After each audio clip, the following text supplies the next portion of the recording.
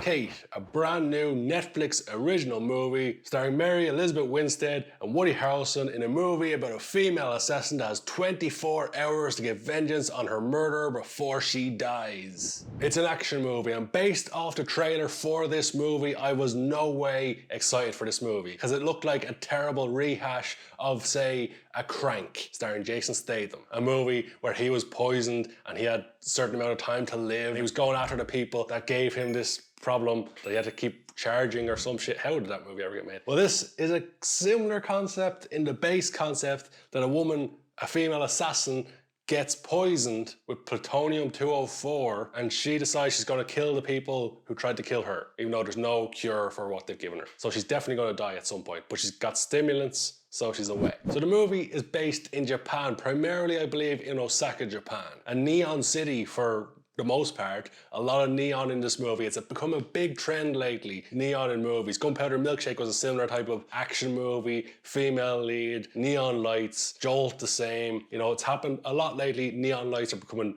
very prominent in visuals in movies, but it looks really good on screen, so you can't really complain. This movie looks pretty damn good in a lot of places. Some of the scenes look spectacular, use of lighting is fantastic. Some of the visuals within the movie are fantastic for the type of movie it is as well. It's an action movie, it's a revenge movie. It's someone with a vendetta trying to get the people that hurt them. But we've seen that 1,000 times over. As I said, we've even seen the whole I've been poisoned and I have a certain amount of time to get the people who poisoned me. We've seen that before. Now, Kate is an interesting movie. As I've already stated, my expectations going into this one were pretty damn low. I expected to be bored all the way through the movie and just know what was coming all the way along. And I gotta say, for the most part, the movie did a really good job of holding my attention. Now, the first part of the movie, I believe, is very poorly edited, but it's very snappy pace. It's scene after scene after scene, and it just jumps so fast, to the point where it feels like the movie is skipping along at a very good pace. However, I paused the movie at a certain point just to check how long it had gone, and I firmly believe there was about 10 minutes of the movie left. I was like, surely there's only like 10 minutes left. She's almost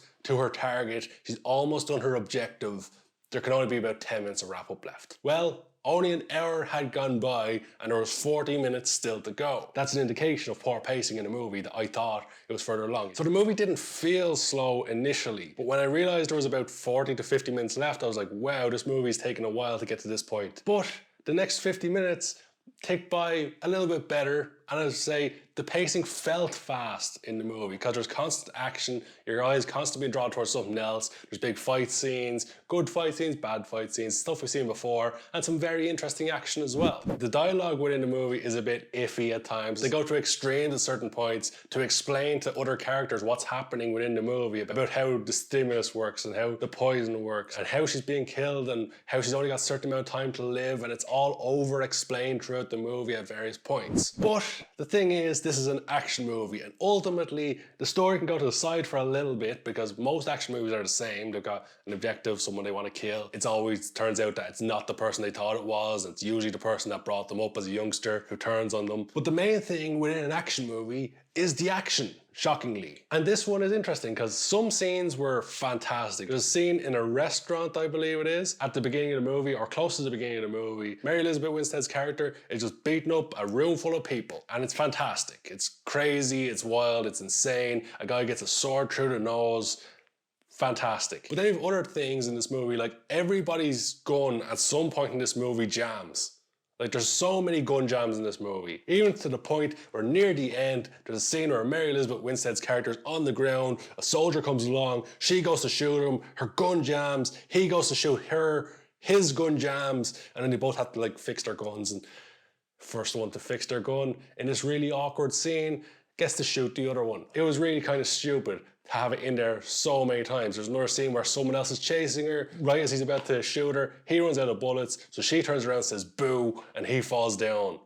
Hilarious. There's other points where she runs out of bullets right at the last moment and has to fumble around to get another gun. As I say, you could do it once or twice. You don't have to do it 7 or 8 times within the movie. But then you've got other scenes where people just get their heads cut off immediately, or they get their heads shot off immediately for not giving the right answer, and it's fantastic action. There's no messing around at certain points, and then at other points there is massive messing around. Some of the action in this movie is fantastic and some of it's awful. Very middle of the road for action. Then once you've got the action right, you can focus on your story. You do need to have a good story in the families at the end of the day. And the story within this one is relatively generic. If you've watched an action movie before, you will know what's going to happen in this movie. But is it told well?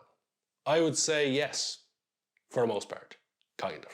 Not a ringing endorsement, but certain parts of the movie are done pretty well. I think Mary Elizabeth Winstead heavily carries this movie on her shoulders. I think she's a very good lead in the movie. I think she does a very good job. Her relationship with her female companion builds throughout the movie, and it kind of works, but at the same time, it's something we've seen before. Because at the start of the movie, this might be a spoiler alert. Let's just say it's a spoiler alert, throw one up on screen. At the start of the movie, Mary Elizabeth Winstead kills a Japanese businessman who's walking down the road with his daughter, or he's after getting out of the car with his daughter. So later on, it's revealed that the girl that Mary Elizabeth Winstead's character has to find is that girl. But the girl doesn't know that Mary Elizabeth is the one who killed her father. So they team up. She kind of kidnaps her at first, and later on they team up and they start to form a bond. But the girl doesn't know that the woman she's forming a bond with is the person who killed her parents. We've seen that recently in a movie called Gunpowder, Milkshake, where a female assassin befriends a young girl, and then the young girl later on finds out that that woman who she's forming a bond with is the one who killed her parents. I've seen it in other movies before, and it's been done to death. And now there will be spoiler alerts because I want to talk about what happens near the end of the movie. So if you haven't seen the movie, click out the video, go check out the movie for yourself. You might enjoy it more than I did. I'm not going to give away what my rating is quite yet, but it is a fairly enjoyable movie. So if you haven't seen it, I'd go check it out. If you enjoy action movies, and then come back, tell me your thoughts in the comment section below at the end of the video. So continuing about the story, but near the end with spoilers. As I said earlier on in the movie, there's a very generic thing that happens in these movies, that the person who brought up the assassin, the person that trained them, betrays them at the end of the movie. And that's very much what happens here. Woody Harrelson is shown at the start of the movie to be the one who brought up Kate. He made her an assassin. He made her this vicious killing machine. And then he betrays her at the end. And he's the one who tells the girl, hey, she killed your parents. And that turns the girl against Kate temporarily. And then Woody Harrelson becomes the main bad guy at the end, along with Renji, who has been a side character who then they go, hey, he's actually the bad guy. So Kate all the way through was looking for Kojima. She thought he's the one who wanted to kill. She also teams up with Kojima. This leads to the most stupid part of the movie, because all the way through the movie, Kate's been looking for this lemon drink. They don't explain why, she just wants it. And then she's in a car with Kojima, and he pulls out the exact drink that she was looking for, and he gives it to her, and she drinks it, she puts on her sunglasses, and sits there for a while. What was the point of the drink? I thought there was like some reason for it. Was it going to cure her poison? Was it going to, give her super strength? Was there a hidden message in the label? Some shit like that. The point of having her all the way through the movie just jumping into a place and looking for the drink, or going to a vending machine and not having the drink, and then this guy has the drink. Why? It just seems like a stupid little side thing to throw in a movie for the sake of it. But then we get down to the storming of the building. Kojima and Kate team up, and they go into the building with an army full of goons who we haven't seen before. They just rush in, and Kojima's guys start fighting Renji's guys. Ultimately, we get down to Kojima fighting Renji, and Kate going after Woody Harrelson's character. And Kojima fighting Renji with the swords. It's one of those where you look like, okay, they're gonna have this epic battle. But in the end, they had this rather quick battle where Kojima shows what a master swordsman he is and brutally cuts off Renji's head. And I just thought that was fantastically done. They could have had a really over-the-top, long, drawn-out fight, but to just have one character be a better swordsman than the other and just be brutally killing him, showing why he was the boss, the leader, how he got to where he was. He wasn't just a frail old man. This guy was a vicious killer. That was pretty damn cool. But then we get down to Mary Elizabeth Winstead versus Woody Harrelson with the girl in between. Ultimately, they shoot each other. They had a little voiceover from Woody Harrelson earlier explaining his training with Kate, that if you shoot someone in the stomach, it shows it's personal, and they have this long, drawn-out, painful death. So, of course, they both shoot each other in the stomach. And then Kate goes outside, girl goes with her, they talk, she cries, end of movie. Now, I did think the ending was perhaps the best they could have done it, because, there's limited options. They could have done the happy ending, cut to 6 months later. Kate and her friend are living happy families because they've no one else together. They're going to team up and be a team. Just cutting to black, kindly is open. They could have done that. There could make a Kate 2, I guess, where she survived. But hopefully, and what I'm taking away from it is she just died. Standalone movie. Kate dies. She's done her job.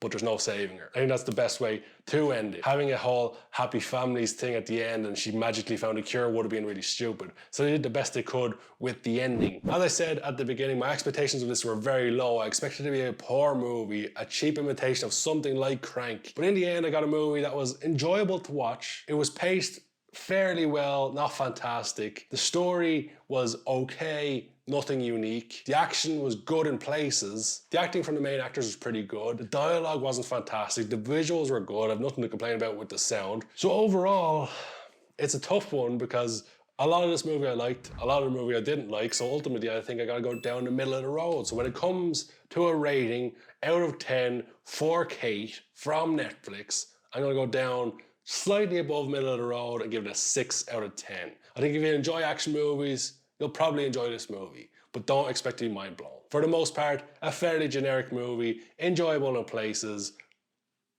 Take from that what you will. But this is where I throw it over to you guys. I would love to know your opinions on Netflix's brand new movie, Kate. Let me know your thoughts in the comments section below. And of course, if you're new here to the Movie Film Show, I would greatly appreciate it if you do me one little favor. That's jump below this video, hit that subscribe button, maybe even the notification bell as well for new content every Tuesday, Thursday, and Saturday. Sometimes a little bonus video in there as well. But with all that being said and done, thank you so much for watching.